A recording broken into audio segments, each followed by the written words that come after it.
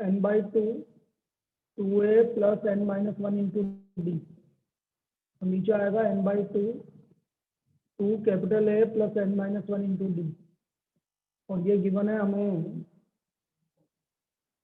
ये हमें गिवन है 5n plus 4 upon 9n plus 6। अब मैंने क्या बोला था, यहाँ n by 2 से n by 2 कैंसिल हो गया, 2 से डिवाइड कर दो, तो n minus 1 by 2 into D capital A plus n minus 1 by 2 into capital D 5n plus 4 upon 9n plus 6। ये हमारी फर्स्ट इक्वेशन। यहाँ तो कोई डाउट नहीं सर। अब हमें बोल रहा है कि 12 टर्म का रेशियो निकालना है, तो 12 टर्म का रेशियो होगा a plus 11d upon capital A plus 11d।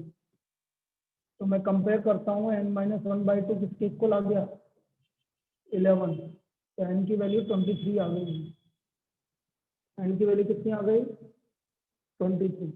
अब ये 23 जैसे यहाँ रखोगे तो 5 into 23 plus 4 upon 9 into 23 plus 6 कितना आ गया 115 119 आ गया ऊपर।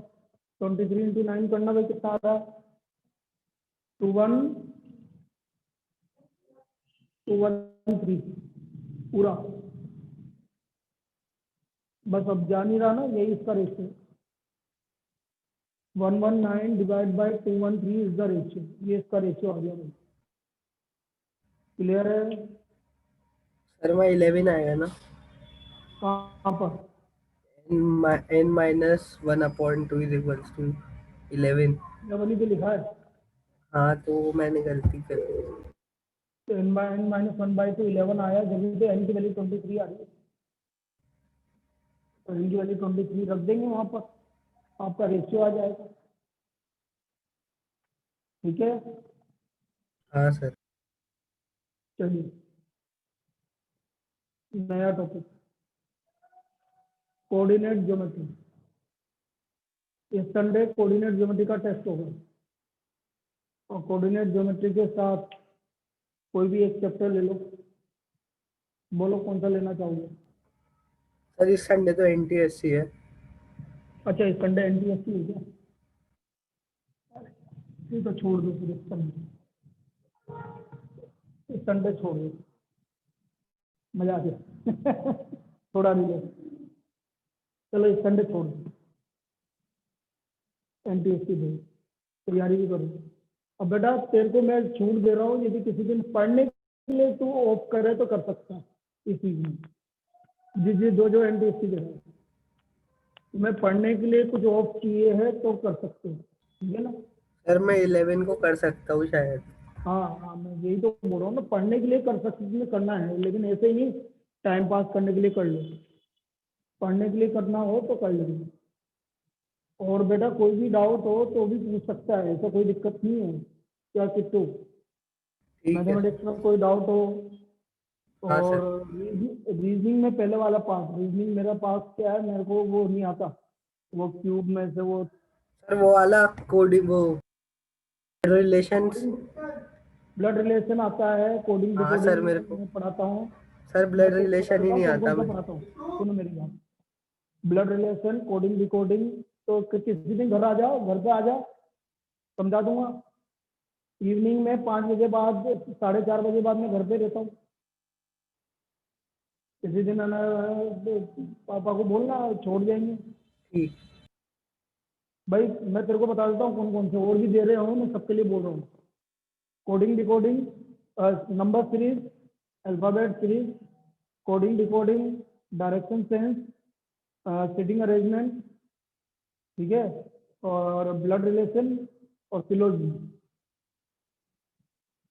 ये चैप्टर मैं और जगह भी पढ़ाता हूँ, मतलब मेरे पास अभी CA फाउंडेशन है, उसमें भी पढ़ाता हूँ ये चैप्टर। तो ये चैप्टर मेरे को, मतलब मैं इससे गो थ्रू नहीं करूँ, तो इनमें से इन चैप्टर में से कोई डाउट है तो आप पूछ सकते हैं, ठीक है।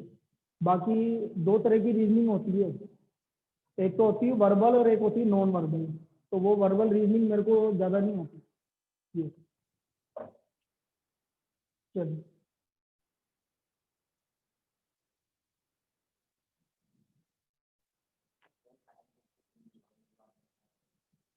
14 कितनी बजे चलती है?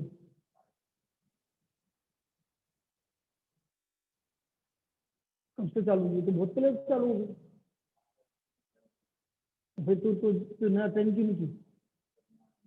अरे तो मेरे को बोलता ना, उसमें क्या बात? वैसे तो इस वीक की बात है बस, इस वीक की बात है बस।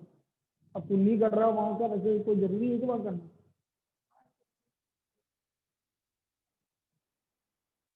इस वीक की बात हो रही है।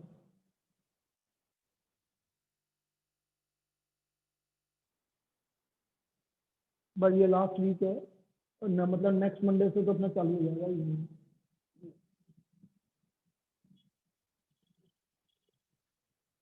चलिए, कोऑर्डिनेट ज्योमेट्री।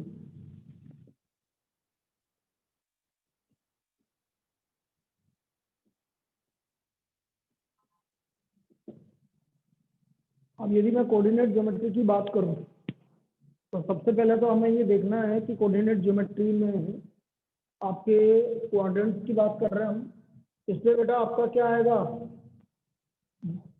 वो आपका ये केस स्टडी आएगी, इससे कोऑर्डिनेट ज्योमेट्री पे केस स्टडी आएगी। ये कहलाता है x axis, x axis, this is y axis. ये कहलाता है ओरिजिन, ओरिजिन के कोऑर्डिनेट होते हैं 0 0। Any point on x axis, any point on x axis is x comma 0। आपको कोई भी पॉइंट एक्स एक्सिस पे लेना है तो वो आप लोगे x comma 0। Any point on x axis is taken as x comma 0। Any point on y axis, any point on y-axis will be taken as 0, 1. Any point on y-axis is taken as 0, 1. यदि y-axis पर आपको कोई point लेना है तो वो होगा y 0, 1. This will be 0, 1. अब सपोज आपने कोई भी पॉइंट मान लिया x, y, जैसे ये P पॉइंट है हमारा x, y। For any point P x, y, for any point P x, y, x is called, value of x is called abscissa, abscissa, and value of y is called ordinate, और y की value को हम ordinate बोलते हैं। Value of x is called abscissa and value of y is called ordinate. x की value abscissa और y की value ordinate, तो ये abscissa and ordinate कहलाती है। The value of x is called abscissa and value of y is called ordinate. This is the value of x and y, abscissa and ordinate.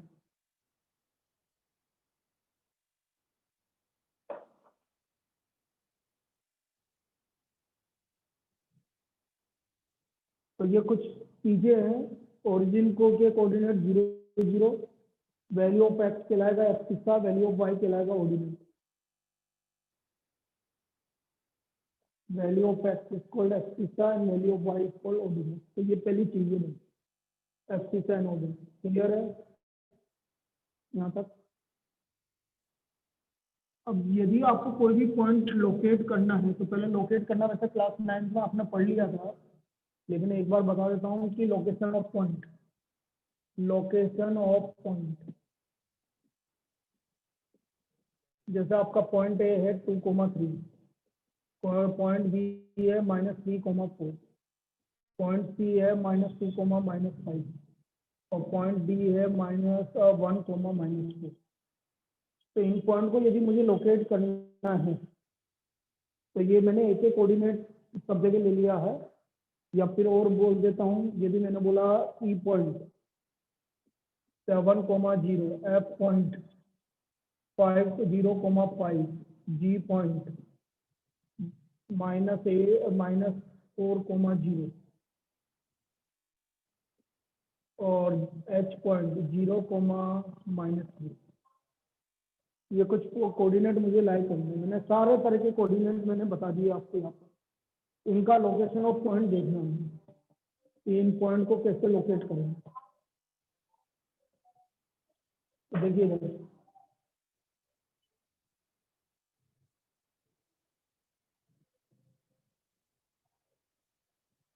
ये origin 1 2 3 4 5 6 7, इधर 1 2 3 4 5, इधर 1 2 3 4 5, 1 2 3 4 5। पहला point A point 2,3, ये रहा यहाँ से यहाँ तक 2 और ये 3।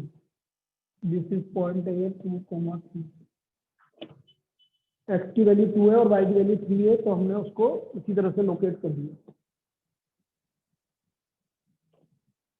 एक्स की वैल्यू 2 और वाई की वैल्यू 3, तो हमने इसी तरह से लोकेट कर दी। और हमने कोऑर्डिनेट ज्योमेट्री स्टार्ट किया है। जनरल चीजें बताई थी अभी, आज जनरल चीजें बताई थी हमने अभी, ठीक है ना। वो मैं तेरे को वीडियो भेज दूंगा, उसमें कुछ भी नहीं बताया मैंने, बस ये बताया एक्स एक्सिस पर क्या पॉइंट है और वाई एक्सिस पर क्या पॉइंट है। अभी यहाँ तक का वीडियो मैं आपको भेज दूंगा। अभी मैं लोकेशन ऑफ पॉइंट की बात कर रहा हूँ, पॉइंट लोकेट कर रहा हूँ। ये मैं अब रिकॉर्डिंग बंद कर रहा हूँ।